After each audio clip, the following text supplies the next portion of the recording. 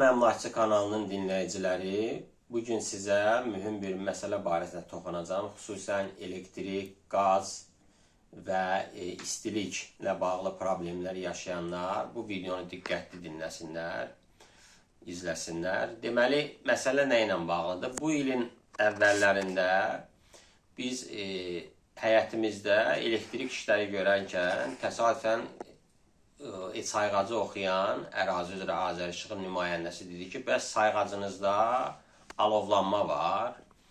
Biz də usta ilə çıxdıq bayrağa, gördük ki, sayğac həqiqətən yanır. Yaxşı ki, o sayğac oxucusunun gözünün qarşısında olmuşdu. Ya da o da işlətdiyimiz alətləri gördü. Yəni, məişətdə istifadə olunan bu boruların tülənməsində lazım olan, plastik boruların tülənməsində lazım olan həmin o ütüdür, dreldir, perforatordur, bu kimi alətlər idi. Qumla söndürdü sayğacı, təbii ki, elektrik olduğuna görə elə sayğacı oxuyan özü müdaxil elədi, söndürdük.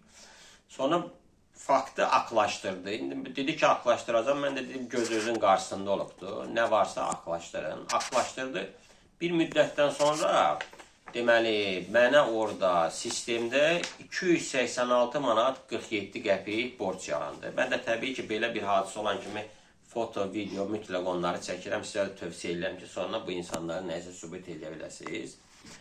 Deməli, mən müraciət elədim ki, yaxşı, bu borc nədən yaranır? Vətəndaşın burada günahı nədir? Sayğacı mən qoşmamışam, sayğacı sizin əməkdaşınız qoşubdur.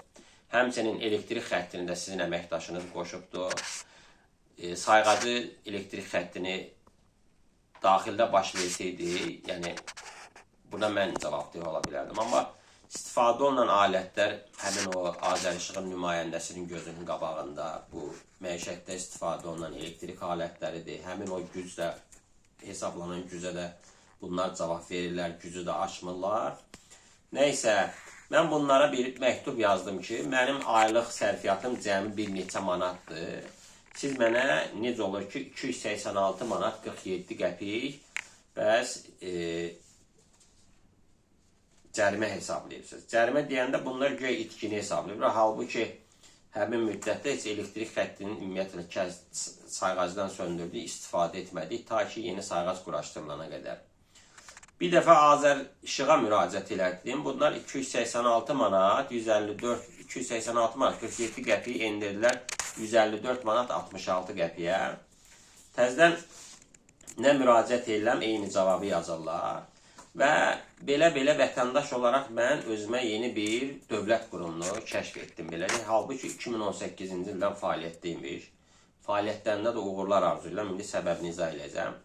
Hadisə ilə bağlı mən iki yeni yaradılan agentliyə, digər belə deyək də qurumlarla müqayisədə yeni yaradılan deyək, müraciət elədim. Biri deməli, adı çox gözəl səslənir. Azərbaycan Respublikası Prezidenti yanında, təsəvvür edin, birbaşa tabeli prezidentədir. İstehlak, Anti-İnsar və İstehlak Bazarına Nəzarət Dövlət Agentliyi. Digər isə Azərbaycan Respublikasının Energetika Nazirliyi yanında Enerji Məsələlərinin Tənzimləmə Agentliyi. Xüsusən onun Bakı filialı, bizdə rahatca Bakıda baş verib. Digər rayonlarda da filialları var. Bunu nəyə görə deyirəm?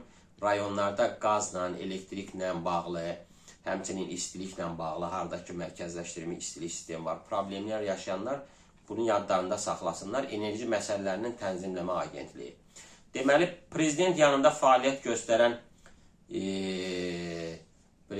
deməli, Anti-İnsar və İstehlak Bazarına Nəzarət Dövlət Agentliyindən cavab gəldi ki, biz sizə məhkəməyə müraciət etməyə tövsiyə edirik. Halbuki bu icra edici bir qurumdur. Yəni, birbaşa həmin o Azərişıqla məsələni araşdıra bilər. İstehlak kimi mənim hüquqlarım pozulub, araşdırmadan. Zaten məhkəmələrdə işlər çoxdur.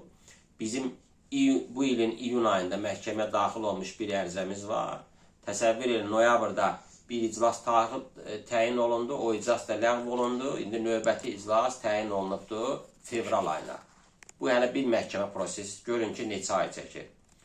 Bu, belə deyək də, bir növ vətəndaşı yola verməkdir. Siz o boyda agentliksiniz, siz bu məsələni araşdırmalısınız. Zaten mən nəticədən narazı qalsam, mənim ən son müraciət edəcəyim yer məhkəmədir. Hüquqları orada müdafiə eləmək lazımdır. Ancaq buna kimi sizin belə bir səlahiyyətləriniz var. Bir normativləri götürün. Bir istehlakçının o müddət ərzində, hadisə baş verən müddətə qədər istehlak etdiyi enerjinin sərfiyyatına baxın, bir araşdırma aparın. Nəysə, bu agentliyə bir quş, fəaliyyəti çox zəif. Yeri gəlmişkən, buradan da müraciət eləyək ki, müəllim, belə məsələlərdə məhkəmələrə yönəltməyin. Çalışın ki, sizin buna səlahiyyətiniz də çatır. Məhkəməyə yönləndirmədən məsələni araşdıraraq həll etməsinə vətəndaşa kömək eləyəsiniz. Digəri isə enerji məsələlərinin tənzimləmə agentliyi. Sağ olsunlar, operativ reaksiya verdilər və dəqiq hesablamalarla filanla mənim sərfiyyatım cəmi bir neçə 10 manata kimi deyək də düşdü aşağı və mən bu sərfiyyatın real olduğunu görərək bu ödənişi etdim. Bu videonun da məqsədi nədən ibarətdir? Mənim özümə maraqlı gəldi. Təzdən sayğacın yerini dəyişdirmək ehtiyacı yarandı. Bu ilin hardasa noyabr ayında. Azərishiqa müraciət elədim. Böyük bir kalkulyasiya filan çıxartdılar. Halbuki orada 3 metr məsafəni dəyişmək lazım idi.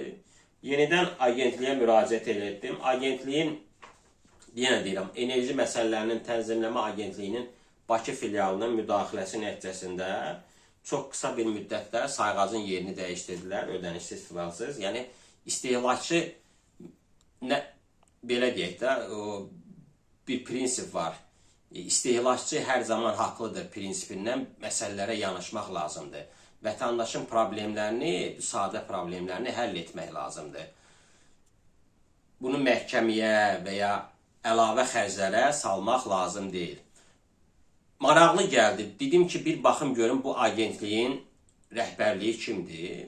Açdım sayta, baxdım ki, Sami, səhv etmirəmsə, Axundovdur, agentliyin rəhbəri. Buradan təşəkkür edirəm.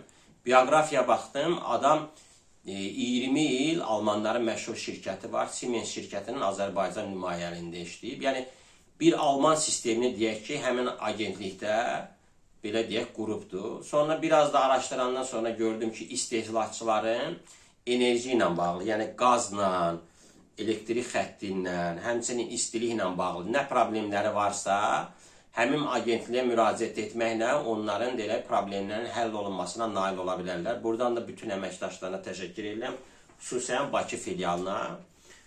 Digərinlə bağlı, təbii ki, bir maraq doğurdu ki, digərinin baxım agentliyin rəhbəri, o da böyük bir beynəlxalq tütün şirkətinin nümayəndəsi olub, o da hardasa bir 20 ilə yaxın, o da səhv etmirəmsə Elnur Bağırov'da adı, indi yadımda deyən deyirəm. İndi yanaşma maraqlıdır. Biri Anglosaksların şirkətində işləyib, belə bir çətin proses olan kimi yönləndirirlər Anglosaks yanaşması deyək də, məhkəməyə gedin. Digəri isə Alman sistemində işləyibdir. Yəni, məsələni mümkün qədər, belə deyək, vətəndaşın xeyrinə və məhkəməyə filana çatmadan asanlaşdırmaqla həll etmək. Bunu sizə nəyə görə deyirəm bu videonu? Həm elektriklə bağlı, yenə deyirəm, həm qazla bağlı, təəssüf ki, su yoxdur, bu enerji məsələlərinin tənzimləmə agentliyidir. Həm elektriklə bağlı, həm qazla bağlı, həm xalq arasında bu rus dilində atapleniya deyirlər. Onunla bağlı problem yaşayırsınızsa, Energetika Nazirliyinin tabeliyində olan enerji məsələləri üzrə enerji məsələlərini tənzimləmə agentliyinə müraciət edin. Onun bir çox filialları var. Səhv etmirəmsə, bir 10 dənə filialını mən yadımda saxlamışam rayonlarda. Bakı filialı da var. Onlayn müraciət edin. Çox qısa müddətdə və operativ sizin müraciətlərə cavab verirlər və çalışırlar ki, məsələlərə demirəm vətəndaşın xeyrinə, obyektiv. Çalışırlar məsələlərə obyektiv, qanunlara istinad edərək, belə deyək, məsələləri, problemləri qısa müddətdə həll etsinlər. Qarşıdan bayram gəlir. Mən bu video vasitəsilə, videonun sonluğunda bayram münasibətində sizi təbrik edirəm. Xüsusən həmrəylik məsələsində bir şey vurğulayım ki, həmrəy məişət məsələlərində həmrəy olmaya fərqli düşünə bilərik, amma dövlət yüklü məsələlərdə, yəni dövlətin taleyi, Azərbaycanla bağlı məsələlərdə sizi həmrəy olmağa dəvət edirəm. Bu dövlət hər birimizin dövlətidir, onu biz sevməliyik, onun gələcəyini düşünməliyik və onun yaşaması və gələcəkdə daha güclü, daha çiçəklənən bir dövlət halını alması üçün bacardığımızı eləməliyik, əlimizdən gələni etməliyik. Bayram münasibəti ilə hər birinizi təbrik edirəm. Yeni ildə xüsusən əmlak məsələlərində hər birinizə yeni uğurlar arzu edirəm. Əlavə nə sualınız olsa 051 874 95 34 nömrəsinə WhatsApp üzərindən suallarınızı göndərə bilərsiniz. Sosial şəbəkələrdə bəyənin, videoları da paylaşın ki, uyğun belə deyək də buna bənzər problem yaşayan insanlar öz problemlərinin həlli yollarını bilsinlər. Hələlik.